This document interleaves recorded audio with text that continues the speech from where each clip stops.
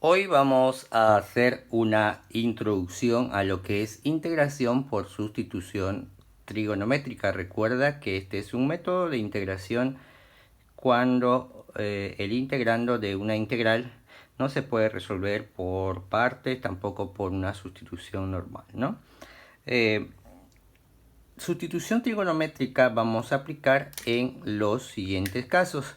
Algunas bibliografías te dicen cuando tengas estos casos de aquí, tenemos una constante al cuadrado menos una variable al cuadrado, ¿no? O la variable al cuadrado más la constante al cuadrado puede ser la variable al cuadrado menos la constante al cuadrado. En otros te lo van a dar así, que al final vamos a fijarnos que es lo mismo, simplemente que aquí viene como una raíz, esto mismo como una raíz. Eh, Obviamente en los ejercicios de integración, por ejemplo, vendrían algo de esta forma, va a venir una integral. El primer caso podría ser algo así, que yo tenga este tipo, ¿no? Algo así más o menos. Por eso que a veces te lo dan de esta forma, pero igual es lo mismo que te lo den de esta forma de aquí, ¿ya? O a veces no siempre viene directamente con la raíz. Aquí viene una integral, por ejemplo, esto podría venir como un medio, por ejemplo así, como un medio. Y esto por propiedad de potencia y radicales lo puedo acomodar. Esto equivale exactamente a esta misma expresión. Lo podemos acomodar y luego se trata igual que esos casos, ¿no? Lo he ordenado en este orden. Obviamente el orden puede cambiar de acuerdo a la bibliografía que utilices. Yo a este de aquí lo he llamado el primer caso, esto sería el segundo caso y el tercer caso, ¿no? ¿De dónde viene esto? Pues viene de un triángulo o rectángulo, de las resoluciones de triángulos rectángulos, ¿no? De ahí sale la sustitución trigonométrica que hay que resolver. Entonces, hagamos un recordatorio breve de cuando yo tengo un triángulo cualquiera.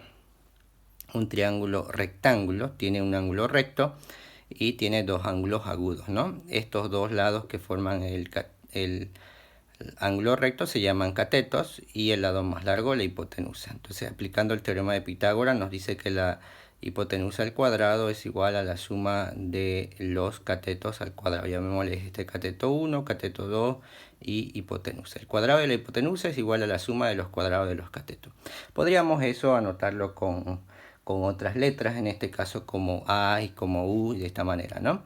Aparte del teorema de Pitágoras, debes recordar, por ejemplo, las funciones trigonométricas o razones trigonométricas en algunas bibliografías que nos dicen a qué es igual seno, por ejemplo. El seno de un ángulo es igual al cateto opuesto sobre la hipotenusa, el coseno es el cateto adyacente sobre la hipotenusa, normalmente lo aprenden de esta manera. Tangente el cateto opuesto sobre cateto adyacente. Algunos lo aprenden como SOHCAHTOA, eso, ¿no? Que una forma de memorizarlo más rápido. Y obviamente la función cotangente, que es la inversa de esto de aquí, cateto adyacente sobre cateto opuesto. La función secante, que es lo inverso de coseno, que es hipotenusa sobre cateto adyacente. Y la función cosecante, que es hipotenusa sobre cateto opuesto. Eso debes recordar. Y obviamente algunas identidades trigonométricas también hay que recordar, como por ejemplo seno cuadrado de un ángulo más coseno cuadrado de un ángulo es igual a 1. Y bueno, en identidades hay muchísimas, por ejemplo las de senos de ángulo doble, que es 2 veces seno del ángulo por el coseno del ángulo, o la del coseno del ángulo doble también, que equivale a coseno cuadrado del ángulo menos seno cuadrado del ángulo, cualquiera sea el ángulo que se esté utilizando, ¿no? Entonces hay varias identidades, las funciones trigonométricas, el teorema de Pitágoras, eso lo debes tener bien claro para poder entenderle la resolución de los ejercicios. Ahora voy a la explicación de un poco de esto en la parte de los triángulos, cómo utilizamos cuando tenemos las integrales, ¿no? Por ejemplo, el primer caso que yo le llamé, que es a cuadrado menos u cuadrado, o que puede estar de esta manera, le llamamos un ángulo tita, beta o el ángulo que utilice tu docente, tu profesor. y a su cateto opuesto es la variable y esta es la hipotenusa. ¿Por qué? Porque justamente cuando yo hago un triángulo aquí, el del tipo este, mira, fijémonos por aquí de nuevo, le voy a cambiar ahora de letra porque no te memorices las letras sino la forma, ¿no? Que aquí viene la hipotenusa y aquí vienen los catetos. Esa es la forma que tienes que memorizar. Supongamos que yo tengo aquí A de hipotenusa y aquí podría ser X y U por decirte. Aplicando teorema de Pitágoras, esto es tu hipotenusa. Este sería el cuadrado y los catetos sería X y U, o U y X. Podría cambiar aquí, aplicando el teorema de Pitágoras. Y aquí podría despejar, por ejemplo, X, por decir. Yo puedo despejar X. Entonces, ¿qué va a suceder? Esta U va a venir a restar. Y el cuadradito va a pasar como raíz cuadrada. O sea que X va a ser la raíz cuadrada de A cuadrado menos U cuadrado. ¿Te das cuenta? Entonces fíjate, si yo llamo U al opuesto del ángulo, como fíjate que cuando he despejado un cateto, el valor que viene aquí, cuando esto es negativo, el valor que viene aquí siempre va a ser la hipotenusa. En este caso de aquí, esto vendría a ser la hipotenusa y aquí esto vendría a ser la hipotenusa. Este valorcito vendría a ser la hipotenusa. Entonces de ahí yo puedo reemplazar aquí igual lo mismo, ¿no? Estos valores los puedo reemplazar en la hipotenusa de mi triángulo, ¿no? Y cuando yo tengo solo suma, es porque esos dos son catetos. Aquí en este caso estos dos son los catetos, ¿no? Por eso lo he acomodado aquí, este triángulo, por ejemplo. Esto vendría a ser la hipotenusa y al U lo podría anotar aquí o aquí. Normalmente lo anotamos al frente del ángulo. Y por lo tanto, si yo quiero encontrar esto de aquí, justamente lo hice aquí. Yo le llamé X, por ejemplo, y despejando, fíjate que nos sale raíz de A cuadrado menos U cuadrado, ¿no? Raíz de A cuadrado menos U al cuadrado. Ahora fíjate este otro triángulo. Si a este ángulo yo le llamo teta o teta, dijimos que si hay una suma, los dos son catetos. Entonces estos dos son catetos. Al frente he puesto la variable, al frente del ángulo, U y aquí A. Entonces, si yo aplico teorema de Pitágoras, tendríamos exactamente esto de aquí, pero obviamente con las letras que tendríamos acá, ¿no? Podríamos, a ver por aquí, anotar un triangulito así.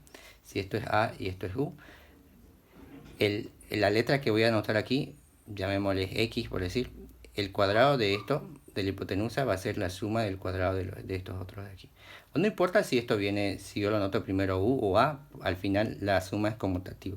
Y si saco la raíz cuadrada a cada lado, esto va a pasar como una raíz de este lado.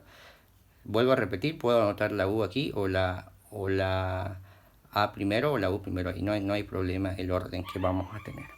Entonces podríamos anotar esta hipotenusa, vendría a ser la raíz cuadrada de la suma de estos catetos. Lo vamos a anotar como lo hemos anotado aquí, primero la variable y luego la constante en raíz cuadrada, ¿no? Ahí tendríamos nuestro triángulo. Ahora veamos el otro de aquí. Si esto es la hipotenusa, este es mi ángulo. Elegí a este lado que sea el lado A, podría ser aquí también, daría lo mismo. Voy a buscar este cateto. ¿Cómo va a ser? Aplicando a Pitágoras, la hipotenusa al cuadrado menos el otro cateto al cuadrado en raíz cuadrada. Ahora, en resumen, para que no estés todas las veces haciendo teorema de Pitágoras y despejando, si ya tienes acomodado esto, pues el otro, si te falta un cateto siempre te va a quedar restando la hipotenusa menos el otro cateto. Y si te falta la hipotenusa, como el caso de aquí, va a ser la suma de los dos catetos, ¿no? Al cuadrado, obviamente, ¿no? Debo aclarar que en los ejercicios, cuando resolvemos, no necesariamente el valor de A, que viene a ser la constante, debes recordar que A es constante y la U que hemos anotado es como una variable, que puede venir con X normalmente o con alguna otra variable. La constante no necesariamente va a venir elevada al cuadrado. O sea, podría venir de otra forma. Por ejemplo, vamos a anotar por aquí. Podría venir algo así, por ejemplo, 9 menos x cuadrado, por decir, ¿sí? O sea, no necesariamente aquí va a decir que está el cuadrado, pero esto yo lo puedo volver a escribir. Entonces se parece, por ejemplo, este caso a esto de aquí, ¿no? A ese caso de ahí, ¿no? Entonces, o podría venir, por decir así, 7 más x cuadrado, por decirlo. Esto lo podría escribir como raíz de 7 al cuadrado más x cuadrado. Puedo reescribirlo y se parecería a esto de aquí, ¿no? En este caso la constante está primero, si quieres lo puedo ordenar la variable y después la constante, da lo mismo, es conmutativa la suma, para que se parezca a la forma, la segunda que lo hemos escrito. Otra cosa importante que tenemos que saber aquí, por qué habíamos anotado las funciones trigonométricas ahí, es justamente porque de aquí debes buscar la relación que hay entre constante y variable de cada uno.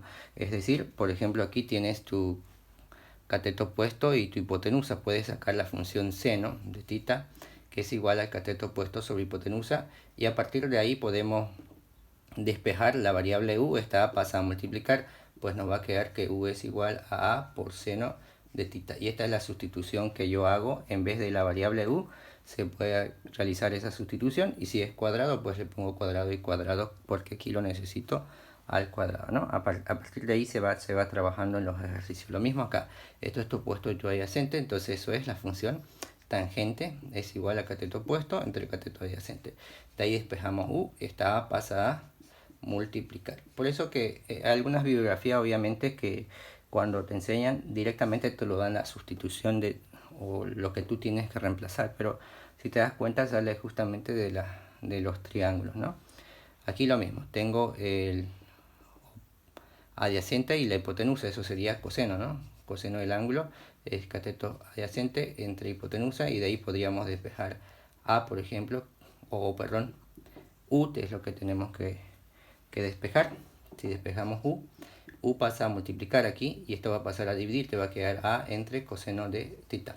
Pero normalmente no lo usamos esta sustitución, por ejemplo, de esta manera. A veces lo usamos como secante. ¿Por qué como secante? Porque si recuerdas una identidad trigonométrica, secante es 1 sobre coseno. 1 entre coseno es secante, entonces va a ser a por secante de tita. Eso es equivalente de esto mismo, en realidad simplemente lo usamos de esta manera. Entonces cuando tengamos este caso, que yo le llamé primer caso, vamos a hacer esta sustitución a u o a la variable, esta sustitución en el segundo caso y esta sustitución en el tercer caso.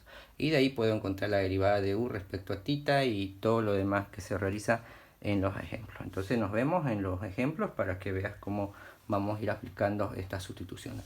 Es posible que en algunos ejemplos yo directamente ya anote estas equivalencias que vamos a sustituir. Lo que aquí quería mostrar más o menos era de dónde salen esto de aquí para hacer las sustituciones correspondientes. Incluso en algunas bibliografías te lo dan ya directamente la derivada de esto también, por la cual vas a sustituir, que en realidad sale de derivar u respecto a tita y en cualquiera de los casos, ¿no? Nos vemos en el siguiente video. No olvides compartirlo, profe Santiago Velázquez. Suscríbete a mi canal si no lo hiciste todavía. Sígueme en mis redes sociales, en Facebook, Instagram, en Twitter. Estamos como profe Santiago Velázquez, y también muy pronto en TikTok.